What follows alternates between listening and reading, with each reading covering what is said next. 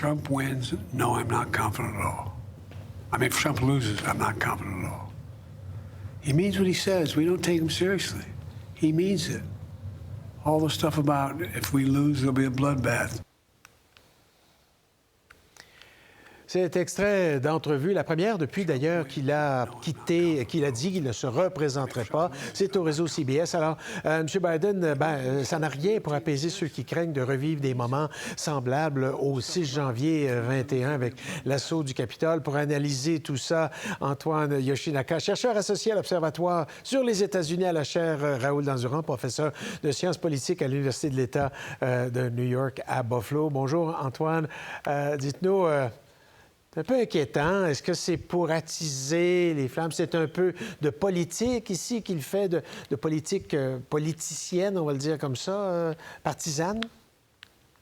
Oui, absolument. Écoutez, c'est un thème qui martèle depuis plusieurs années maintenant, donc depuis 2020-2021, que Donald Trump, c'est essentiellement un politicien qui ne croit pas en la démocratie fondamentalement et que s'il perd, évidemment, les démocrates espèrent fort bien qu'il va perdre, que Trump va perdre l'élection, qu'il ne reconnaîtra pas sa défaite, comme ça a été le cas en 2021. Soit dit en passant, c'est comme ça a été le cas même en 2016. À ce jour, Trump n'a jamais admis qu'il a perdu le caucus de l'Iowa contre Ted Cruz, même s'il l'avait perdu. Et lors de la campagne de 2016, qu'il a remporté, oui, on le sait, mais avant la tenue de l'élection, on lui avait posé la question, est-ce que vous allez reconnaître votre défaite si vous perdez? Et disons que sa réponse avait été un petit peu ambiguë. Donc, ça fait partie de son parcours à Donald Trump et c'est important pour Joe Biden de le mentionner, de rappeler aux gens qui est Donald Trump et de se souvenir des événements du 6 janvier pour qu'on évite que ça se répète. Oui, que l'histoire se répète. Bon, parlez-nous des démocrates maintenant. On a l'impression que depuis à peu près une semaine et demie, ils ne peuvent rien faire de mal. Tout semble bien aller avec le choix du colistier également. Ça semble être bien reçu. Et entre autres, je lis, puis c'est un peu... vous allez nous expliquer ça. Comme il n'est pas de la côte Est et il n'est pas avec l'élite financière et de la côte Ouest, qui se trouve en plein milieu du pays, ça en fait un bon candidat.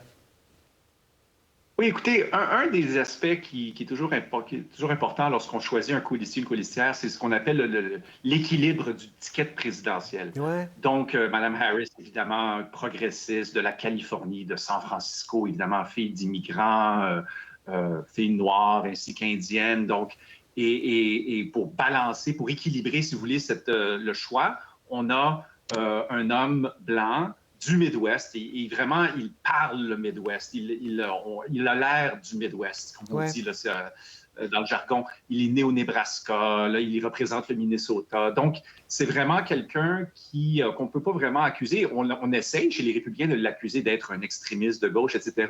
Mais je ne pense pas que ça va être des accusations, ça, qui vont vraiment réussir à convaincre les gens qu'il est un extrémiste de gauche comme d'autres démocrates. Bon, alors, les Trumpistes sont très convaincus. Alors, avec un homme comme lui, est-ce que ça va faire ou est-ce qu'on constate déjà que ça fait bouger l'aiguille des modérés? Vous savez, les républicains, là, qui se pincent un peu le nez pour voter républicain, est-ce qu'ils pourraient changer d'idée avec un type comme Walz ou surestime-t-on la valeur d'un candidat vice-présidentiel? Oui, je pense qu'il faut faire attention pour ne pas surestimer. Historiquement, écoutez, c'est très, très rare, c'est excessivement rare qu'un candidat vice-présidentiel puisse faire la différence comme ça. Ceci dit, il y a des indépendants. Il y a des gens qui on les appelle les électeurs qui ont voté pour Trump en 2016, mais pour Biden en 2020. Ce sont ces électeurs-là qui sont en jeu. Dans l'équipe de Harris, on veut les maintenir dans la coalition. Ce sont peut-être des électeurs qui étaient prêts à voter pour un démocrate comme Joe Biden. Peut-être qu'ils sont un peu frileux à l'idée de voter pour une présidente Harris.